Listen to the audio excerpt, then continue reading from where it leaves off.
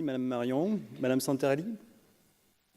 Mesdames, Messieurs, je tiens tout d'abord à remercier les organisateurs de ce congrès de me donner l'occasion de vous souhaiter la bienvenue dans notre ville, au nom de Monsieur Philippe Sorel, maire de Montpellier et président de Montpellier Méditerranée Métropole. Monsieur Sorel n'a malheureusement pas pu être présent aujourd'hui. Il m'a demandé de vous transmettre ses regrets et de le représenter en tant qu'adjointe déléguée à la sécurité, mais surtout à la prévention et à la santé. À mon avis, ces regrets doivent être d'autant plus vifs qu'il a une passion bien connue pour l'histoire de la ville en général et pour l'histoire de la médecine à Montpellier en particulier. Il est vrai que parler de médecine à Montpellier, c'est comme ouvrir un grand livre d'histoire dont les premières pages remontent au XIIe siècle et dans lequel les interventions non médicamenteuses occupent déjà une place importante. On y trouve en effet les premières notions d'hygiène de vie introduites par les médecins juifs et arabes qui exerçaient à Montpellier.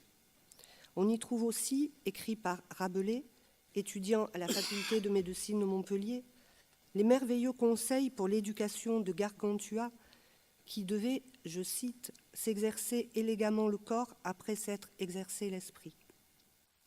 De nombreux témoins de ce passé sont toujours présents aujourd'hui et peuvent être visités, comme le Jardin des plantes, le musée d'anatomie ou encore le droguier de la faculté de pharmacie. Mais la médecine à Montpellier, ce n'est pas qu'une histoire et un passé, c'est aussi le présent et c'est aussi l'avenir. En effet, la santé, au sens le plus large, est un des piliers sur lequel M. Philippe Sorel veut construire la métropole de Montpellier. Et dans ce projet, dans cette politique, tous les aspects de la santé doivent être représentés. Les aspects, entre guillemets, traditionnels de la santé, bien sûr, comme l'enseignement, la recherche, le développement technologique, mais aussi les interventions non médicamenteuses qui doivent avoir leur place. Dans ce domaine, la ville de Montpellier agit et intervient déjà à travers le soutien de nombreuses associations, mais aussi plus directement, comme par exemple avec la mise à disposition d'une carte, la carte Montpellier Sport, qui permet d'accéder à des activités sportives encadrées par des éducateurs de la ville.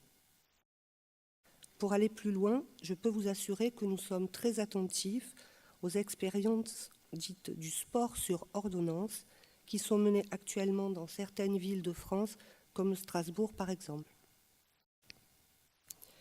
Pour conclure, il est évident que les travaux d'un congrès comme celui-ci, de par son importance, par la présence de nombreux experts nationaux et internationaux, peuvent aider à faire comprendre à tous l'importance de ces interventions non médicamenteuses. Je remercie donc l'ensemble des organisateurs et en particulier le professeur Nino pour la tenue de ce congrès ici à Montpellier. Je vous souhaite encore une fois la bienvenue en mon nom et au nom de M. Philippe Sorel, en espérant que vous aurez un peu de temps pour visiter et apprécier la ville. Je vous souhaite à tous un bon congrès.